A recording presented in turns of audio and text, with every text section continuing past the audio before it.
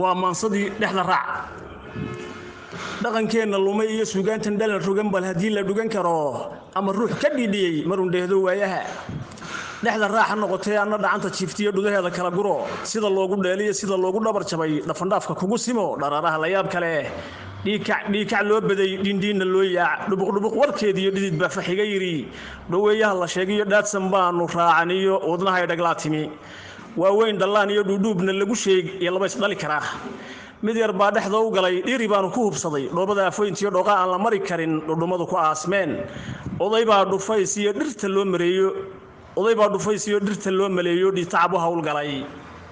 dheeldheeli badan iyo dhuuhayn ma weydeenin badhiil u tiiliyo dhoomaha ku sii taar dhihitaanka fudud iyo dhuudhaada heesaha dhowdhowda maqalkiiyo dhunkashadu ku badana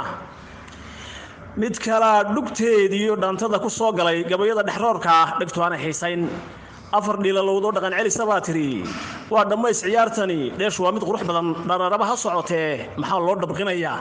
dadku maanu dhoohnayn dhibta la isu qooshiyo dhiidhiiti lagu durin dhabarkaygu qaadiyo dhabta maanta lagu yiri marna waa ku dhagax dhigay dhakafaar ka qaadnaye ma dhul baa la joogaa isme loogu talagalay mid kale la soo dhigay isna looga daba dhacay iyo dhowr ka sii daran mid kalena dhufaan iyo dhafarada ku soo qaad iyo dheehabaadiya dhash awrku kala haray mid kalena ruwaayo dhidarada ka sheekay dhoolaha ka muuqdiyo dhiig micidu leedahay laba dhayga reebtiyo dhowr kale oo ka sii daran iyaguna dhexda u gale soddon iyo lix dheeriya iyo waliba dhidhi mid kalena dhawaanshiyo dhacadiidka ku idli dheef waxaan lahayn iyo dhadhan loogu sii bogo midna yiri dhaqaaq iyo dhabankay ka shidan tahay dhudi caadi ma ahayn bacda dhuqsi laga yaab mid kala ka dhinac kacay ishu waa dhash buu yiri luuqu waa dhac buu yiri lugtu waa dhab buu yiri dhuxdhux buu ku sii daray dheeraadna raacsi